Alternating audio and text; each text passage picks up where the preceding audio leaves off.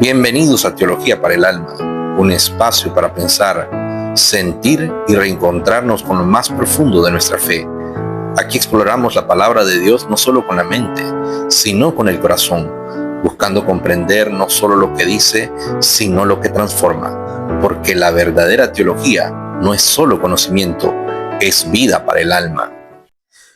Bienvenidos a nuestro video. Continuamos estudiando lo que fue o cómo se desarrolló el canon del Nuevo Testamento.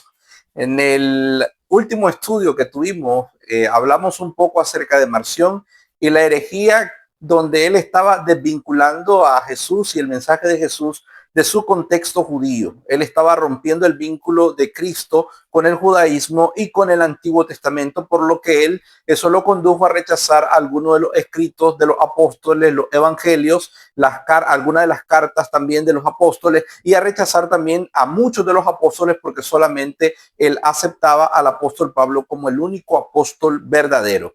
También hablamos un poco acerca de los docetistas, y yo les mencionaba cómo eventualmente el docetismo, o una parte del docetismo, hay que decirlo, evolucionó en lo que nosotros llegamos a conocer como el gnosticismo. El gnosticismo fue una herejía sincretista que venía a unir diferentes corrientes, tanto religiosas como filosóficas, y creando así una estructura teológica bastante compleja. Es decir, ellos no tenían problemas con nutrirse de diferentes elementos, de diferentes tradiciones, ya vinieran de Oriente, ya vinieran de Occidente, unir un poco de filosofía con religión. Ellos tomaban de todo un poco y crearon una estructura compleja. Debo decir que el gnosticismo fue un movimiento, nunca fue, por decirlo así, una doctrina o una religión establecida, porque realmente dentro de la corriente gnosticista hubo diferentes tipos de pensamientos, hubo diferentes tipos de corrientes de pensamiento también. Por lo tanto, hasta el día de hoy incluso es difícil establecer, digamos así, un bloque de pensamiento integral de lo que fue el gnosticismo, que fue una corriente teológica que logró rivalizar con el cristianismo durante algún tiempo. Y digo rivalizar con el cristianismo porque realmente nunca formó parte del cristianismo, nunca estuvo integrada dentro del cristianismo. Hoy en día algunas personas tratan de hacer ver al gnosticismo como una corriente cristiana que rivalizó con el pensamiento que finalmente logró triunfar en el Concilio de Nicea. Todo esto está lleno de mucha falsedad y hay mucha ignorancia en esto, porque es increíble que incluso muchas personas de una alta erudición, de un alto conocimiento histórico, avalen este tipo de teorías cuando esta teoría cae bajo su propio peso. Realmente el gnosticismo nunca formó parte del cristianismo. Fue un mensaje paralelo que unía varias corrientes de pensamiento y que le daba igual el triunfo de una idea sobre otra, porque ellos lo que buscaban era precisamente el sincretismo, el tomar lo que ellos consideraban lo mejor de diferentes religiones, de diferentes corrientes filosóficas o de pensamiento, unirla bajo un solo criterio y tratar de establecerla como un dogma específico. Una de las principales características del gnosticismo es que precisamente la palabra griega gnosis, conocimiento, ellos pensaban que la redención de la humanidad se alcanzaba por medio del conocimiento, que lo que uno debía buscar para poder alcanzar la salvación era el conocimiento. Ellos no aceptaban que el ser humano hubiera caído en pecado porque para ellos el pecado consistía en habitar en un cuerpo, porque ellos consideraban todo lo que era físico, todo lo que era corporal, lo consideraban malo, todo lo que era materia lo consideraban malo, y parecido a la enseñanza de Platón y de Sócrates, por cierto, ellos consideraban que el cuerpo era una jaula para el alma y que la única manera en que el alma podía liberarse del cuerpo era a través del conocimiento. Ellos tomaron un poco del cristianismo y del cristianismo tomaron la idea, no porque esto estuviera avalado, ¿verdad?, dentro del pensamiento cristiano tradicional, sino que ellos tomaron la idea de que Jesús tenía un mensaje para las personas iniciadas dentro del cristianismo, un mensaje secreto, un mensaje oculto que no se podía compartir con todas las personas, que no se podía dar abiertamente a todo el mundo, sino solamente a los escogidos y a los elegidos. Y que ese conocimiento que fue el que alcanzó Jesús y que fue lo que vino a transmitir, ese conocimiento elevado, es lo que finalmente logra la redención de las personas. Dentro de las ideas extrañas que el gnosticismo tenía era parecido a lo de Marción, que rompían el vínculo con el judaísmo. Ellos creían que el Dios creador de este mundo era un Dios caído, era un Dios caído, un Dios menor de rango llamado el Demiurgo. Ellos llamaban a este Dios el Demiurgo, y el Demiurgo corresponde al Yahvé del Antiguo Testamento, según ellos. Fue el Dios creador que creó este mundo material, este mundo que era una trampa para el alma, este mundo que venía a traer enfermedad, muerte, que venía a traer angustia, destrucción, terror. Fue creado por este Dios Demiurgo, y es el Dios que está anclado con la ley. Es decir, es el Dios que transmitió la ley, es el Dios que escogió a los judíos, es el Dios que escogió a Abraham, Isaac y Jacob y a todos los patriarcas, y es el Dios que estableció el pacto con el pueblo de Israel. Es un Dios maligno, es un Dios castigador, es un Dios furioso, es un Dios malo. Ahora, el Dios de Jesús, según los gnósticos, era un Dios bondadoso, un Dios generoso, que a través de Jesús quería redimir a los hombres de la esclavitud en la que se encontraban mediante el conocimiento y la liberación. Hay muchas cosas que nosotros ignoramos acerca de los gnósticos y son un misterio para nosotros hasta el día de hoy, precisamente porque ellos tenían mucho cuidado de que ese conocimiento no fuera transmitido, que no fuera enseñado, que no fuera abierto. O sea, ellos mantenían en secreto todos sus rituales y muchos de sus conocimientos y muchas de las cosas que ellos creían. Algunas cosas que nosotros sabemos que ellos creían, las conocemos precisamente por aquellos que escribieron en contra de su enseñanza y que tuvieron de alguna forma acceso a ese conocimiento y pues refutaron lo que ellos enseñaban. De esa forma es que nosotros hemos llegado a conocer algunas cosas de los gnósticos, y la otra forma ha sido a través de la transmisión de sus escritos sagrados, que son los evangelios gnósticos. Estos evangelios fueron descubiertos en las cuevas de Nag Hammadi en el año de 1945. En otro video ya hablé un poco de ellos. Y dentro de estos evangelios se preservó parte de lo que era el conocimiento, la doctrina y la enseñanza de los gnósticos. Vamos a decir algo muy importante en este video. Hoy en día, se han escrito libros, algunos autores han hablado de que el mensaje del evangelio que existe hoy es el evangelio que triunfó de manera política, es decir, tuvieron el respaldo del Estado, en este caso del Estado romano, y entonces de esa forma pudieron eliminar a la competencia, que eran los gnósticos, que posiblemente tenían un mensaje cristiano válido. Esto es lo que algunos autores dicen. Muchos de ellos incluso, hay un libro que se ha vuelto muy importante en Latinoamérica, que habla sobre los evangelios derrotados y habla de cómo el cristianismo que nosotros conocemos actualmente es un cristianismo que solo formaba parte o solo era un segmento del pensamiento cristiano, pero que el pensamiento gnóstico era tan válido como el pensamiento de los que han sido preservados sus escritos o los que se encuentran actualmente en el Nuevo Testamento. Quiero decir esto con claridad.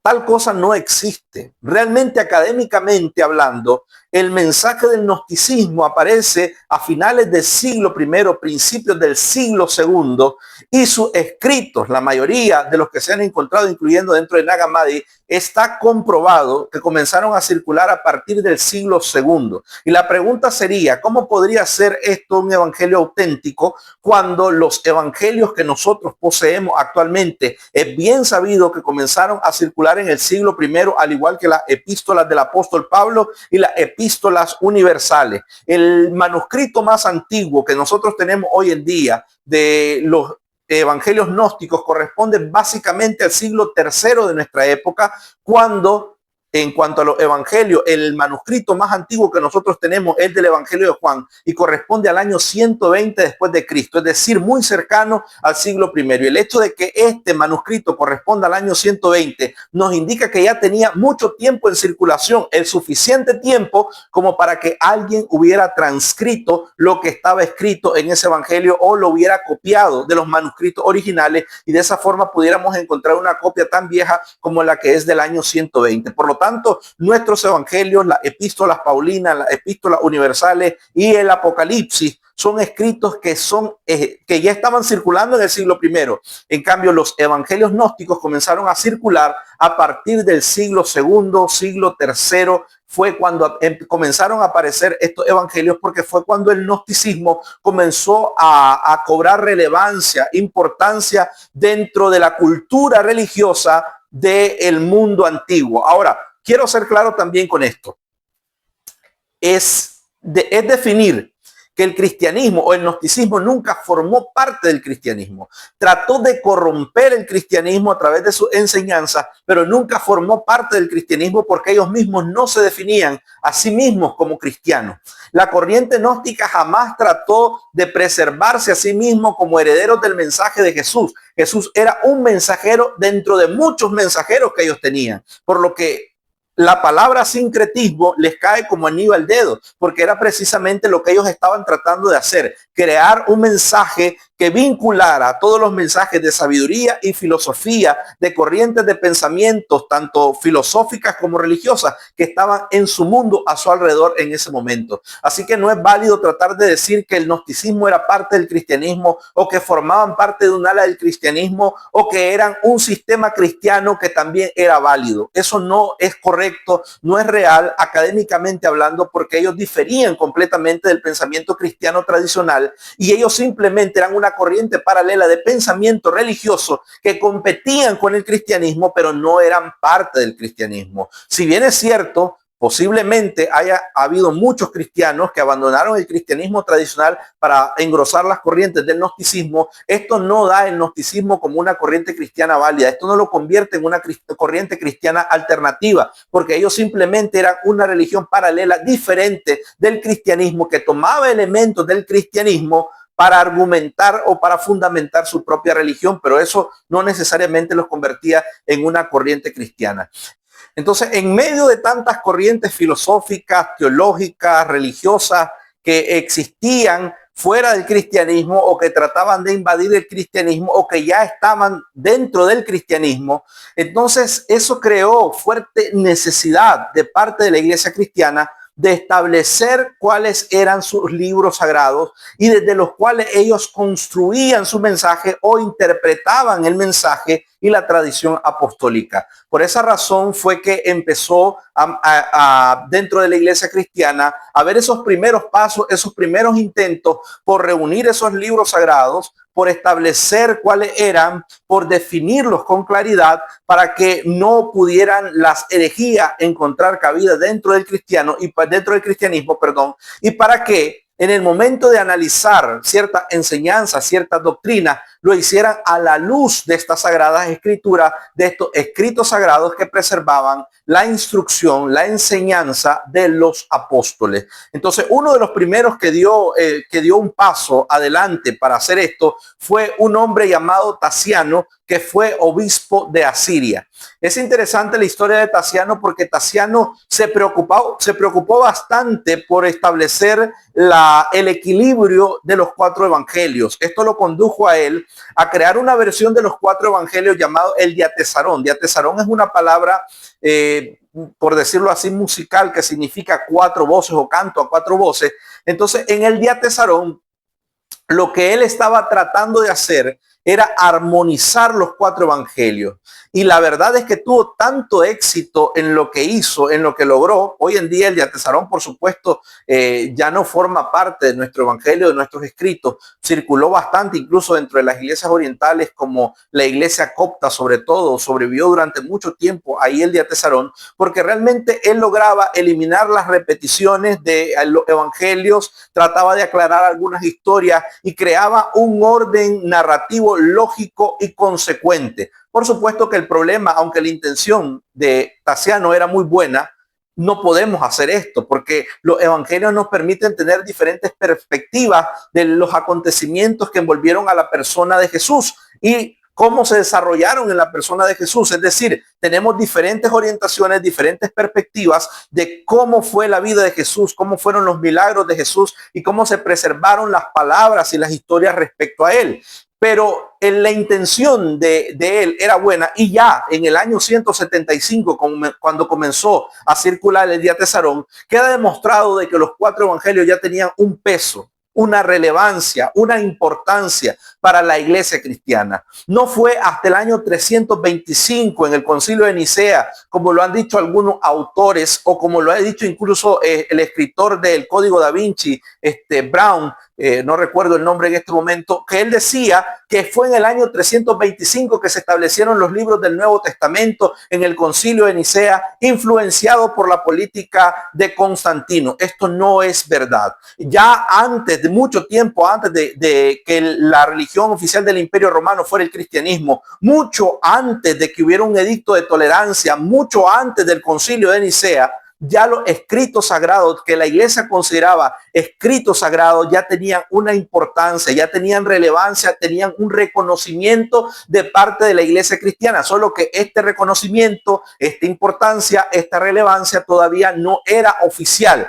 Eso habría de esperar muchos tiempos más adelante, pero ya se comenzaba a gestar dentro del pensamiento cristiano o dentro de la corriente cristiana el respeto por estos libros sagrados y ya formaban parte de una comunidad cerrada de libros. Y en el próximo estudio, en el próximo video, estaremos analizando un poco ya cómo fue el desarrollo, los debates que condujeron y cuáles fueron los criterios que llevaron a establecer cuáles eran estos libros sagrados que tenían el reconocimiento de la iglesia cristiana y que fueron parte o forman parte ya de nuestro Nuevo Testamento. Así que espero verlos en el próximo video, donde analizaremos ya lo que fue el establecimiento del canon del Nuevo Testamento. Que el Señor les bendiga.